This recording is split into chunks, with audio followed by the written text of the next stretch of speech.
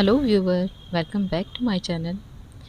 आज की स्टोरी में सबसे पहले एपिसोड में हम देखते हैं मिस्टर गुनश्यान को, जो अपनी वाइफ को 365 कहानियाँ सुनाएंगे। उसके बाद वो जाग जाएंगी। वही सुनने के लिए सभी बच्चे वहाँ पर इकट्ठा होते हैं। गुनश्यान कहते हैं, आज आपको एक ऐसी प्रिंसेस की कहानी सुनाऊंगा जो नानसांग की राजकुमारी थी और उनका नाम था चूये। वो एक अलग ही राजकुमारी थी जिन्हें कोई भी नहीं समझ पाता था। जानते हो वो सबसे अलग क्यों थी? क्योंकि वो रात में सो नहीं पाती थी। उसे बिल्कुल केवल दिन में ही नींद आती थी। वो बहुत ही खास राजकुमारी थी। इसके बाद अगले सीन में हमें राजकुमारी चोयू को दिखाया जाता है। राजकुमारी यहाँ पर फांसी लगाने की कोशिश कर रही है। सभी लोग राजकुमारी को ऐसा करने से मना करते हैं।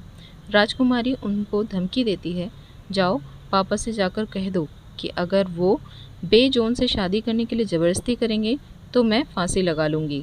वो अपनी मॉम को भी वहीं खड़ी रहने को कहती हैं। वो अपनी मम्मी को कहती है कि उसके पापा उससे बहुत प्यार करते हैं और वो उसकी बात को ज़रूर मानेंगे, लेकिन मन में सोचती है कि पापा को तो उसकी कोई परवाह नहीं है। सब उसे नीचे उतरने को कहते हैं, लेकिन वो सोचती है कि ऊपर तो आ गई हूँ, तभी उसका पैर फिसल जाता है और उसके गले में फंदा लग जाता है। सब दौड़कर उसे बचाने आते हैं। तभी एक नौकरानी दौड़ती हुई आती है और उसे बताती है कि उसकी सगाई रद्द कर दी गई है। अब उन्हें चिंता करने की कोई ज़रूरत नहीं है। राजकुमारी सुनकर बेहद खुश हो जाती है। अगले सीन में हम दो पहरेदारों को बगीचे में पहरेदारी करते हुए देखते हैं, जो आपस में भूत प्रेत की बातें कर रहे थे। तभी उनकी नज़र सामने से आती लालटेन लिए हुए लड़की पर पड़ती है और वो भूत भूत चिल्लाते हुए दौड़ लगा देते हैं। तभी उनके सामने नौकरानी आती है और कहती है, पीछे गौर से देखो, वो कोई भूत नहीं बल्कि हमारी राजकुमारी है। लेकिन पहरेदार शैतान शैतान चिल्लाने लगते हैं तो राजकुमारी भी डर जाती है और कहती है, कहाँ है शैतान? मैं कोई शैतान नहीं हूँ, प्लीज़ मुझसे डरो मत। तब राजकुमारी बताती है कि उसे नींद नहीं आ रही थी और वो टहलने चली आई। नौकरानी राजकुमारी को लेकर रूम में आ जाती है और उसके बाल बांध देती है ताकि अगर वो नींद सोए तो उसकी नींद खुल जाए। तभी वो देखती है कि उसके रूम में कुछ नकाबपोश आ जाते हैं। उनमें से एक नकाबपोश राजकुमारी के पेट में तलवार घोंप देता है। राजकुमारी वहीं मर जाती है। पर तभी राजकुमारी की आँख खुल जाती है और वो बुरी तरह से डर जाती है, क्योंकि उसने ये एक सपना देखा है जिसमें वो मर गई है और रात में देखा हुआ उसका सपना सच हो जाता है। वो अपने बाल काट कर तेज़ी से कमरे से भागने की कोशिश करती है। तभी वहाँ पर उसकी नौकरानी आ जाती है और उससे पूछती है, आपने बाल क्यों काट लिए? आपको तो अपने बालों से बहुत प्यार है। राजकुमारी कहती है, सपने में मैंने अपने आप को मरते हुए देखा है, किसी ने मुझे मार दिया, और ये कहकर वो वहाँ से भागने लगती है। नौकरानी कहती है, अगर हम कमरे से भाग गए तो क्या सपना बदल जाएगा? राजकुमारी कहती है, हाँ।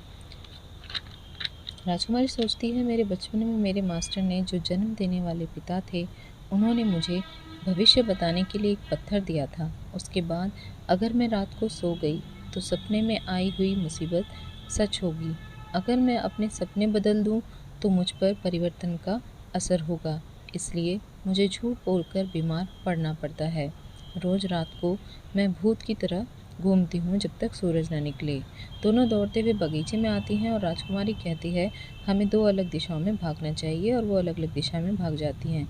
यहाँ पर हम एक नकाबपोश को खड़ा देखते हैं जो किसी नक्शे को देखकर कहता है, ये है खोजी पेवेलियन, पता नहीं इसमें क्या खास बात है। तभी राजकुमारी वहाँ बचाओ बचाओ चिल्लाते हुए पहुँच जाती है। नकाबपोश ऊपर छिप जाता है। राजकुमारी को खून की स्मेल आती है तो वो चौंक कर देखती है कि ऐसा क्यों हो रहा है, ये स्मेल किसकी है, मेरी तो नहीं है। नकाबपोश भी सोचता है, ये आधी रात को लड़की यहाँ पर क्या कर रही है, बहुत बेवकूफ़ है शायद। तभी वहाँ काफ़ी सारे नकाबपोश आ जाते हैं जो राजकुमारी को उठा कर ले जाना चाहते हैं, लेकिन नकाबपोश राजकुमारी को बचाने के लिए उन नकाबपोशों से लड़ाई कर लेता है। फाइट के दौरान एक जहरीली सुई राजकुमारी को लग जाती है। अचानक नकाबपोश का नकाब उतर जाता है। तब पता चलता है कि नकाबपोश वहाँ के सेनापति शू योन हैं।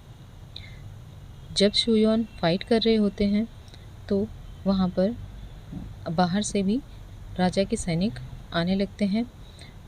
उन्हें देखकर शू योन राजकुमारी को देखता है कि वो ठीक तो है। तभी राजकुमारी उसका हाथ पकड़कर उसे भाई के लिए मैसेज देती है और बेहोश होने लगती है। शूयोन चेक करता है तो राजकुमारी की गर्दन में सुई लगी होती है और उस जहरीली सुई के जहर से राजकुमारी के मरने का डर होता है, इसलिए शूयोन उसे अपने मुंह से चूसकर थूक देता है। तभी महाराज सैनिकों को लेकर वहां पहुंचते हैं और सैनिकों को तीर चलाने का ऑर्डर देते हैं। वो शूयोन को अपना दुश्मन समझ रहे होते हैं और शूयोन भी सैनिकों को या राजा को बताना नहीं चाहता कि वो कौन है। अचानक राजकुमारी को बचाते हुए एक तीर शूयोन को लग जाता है। तभी शूयोन वहाँ से भाग जाता है। महाराज राजकुमारी का इलाज कराते हैं कि अपने सेनापति को कहते हैं कि वो हमारा हत्यारा मुझे जाना पहचाना लगा, क्या वो शूयोन था? सेनापति कहते हैं, मैंने उन्हें ठीक से नहीं देखा, लेकिन शूयोन ने शी जून को हराया है, वो भी बहुत बुरी तरीके से, और वो हमें भी हरा सकता है। उसे रोकना ही होगा। आप शूयोन की शादी अपनी राजकुमारी से कर दें। अगर उसने शादी से इनकार किया तो इसका मतलब वो गद्दार है। अगले सीन में हम देखते हैं कि शूयोन अपना इलाज कराते हुए अपने साथी से पूछते हैं उस अनोखी राजकुमारी का क्या हुआ। उसका साथी कहता है वह अब भी बेहोश है। वो कहता है क्या हम राजकुमारी को ख़त्म कर दें, वरना वो आपको पहचान लेगी। फिर वो एक खत दिखाता है। शोयून के भाई ने उस खत को लिखा है, घोसी पेवेलियन की रक्षा के लिए 15 रातों में हमें सेना भेजनी होगी। ये पढ़कर शोयून पैलेस में गया था। हत्यारा उसके भाई को अच्छी तरह से पहचानता था और राजकुमारी इसका सबूत है। शोयून राजा के सामने आता है। वह वहाँ का सेनापति है और राजा के सामने अपना इस्तीफा रखता है। वो अपने घर लौटकर अपने माता पिता की सेवा करना चाहता है, लेकिन राजा शोयून के सामने राजकुमारी से विवाह का प्रस्ताव रखते हैं और उसे इनकार करने से मना करते हैं। शूयोन प्रस्ताव को एक्सेप्ट कर लेता है। इसके बाद राजकुमारी के भाई शिनचैन को दिखाया जाता है और उसे बताया जाता है कि राजकुमारी चू ये बहुत खतरे में है। ये सुनकर वो वहाँ से तेजी से निकल जाता है। राजकुमारी अब भी बेहोश है और शूयोन रेडी हो चुका है। तभी राजकुमारी का भाई शादी के लिए मना करता है। वो राजकुमारी अभी बेहोश है और उसकी बहन की शादी वो उसकी मर्ज़ी से करना चाहता है। शूयोन ज़बरदस्ती राजकुमारी को गोद में उठाकर अंदर ले जाता है। वो कहता है कि अब ये मेरी बीवी है। दोनों झगड़ रहे होते हैं। तभी राजकुमारी को थोड़ा सा होश आता है। शूयोन उसे अंदर ले जाता है और कहता है शादी का मुहूर्त अब दोबारा निकाला जाएगा क्योंकि राजकुमारी की तबीयत ठीक नहीं है। शूयोन कहता है वो तुम्हारी बहन होने के साथ अब मेरी बीवी भी है। शूयोन जब राजकुमारी को लिटाता है तब वह घूंघट में ही आंखें खोलकर सोचती है कौन है ये? देखने में तो बड़ा अच्छा लग रहा है, लेकिन पता नहीं कौन है जिसने मुझे सीधा उठाकर पटक दिया है। अंदर ही अंदर खुश भी होती है।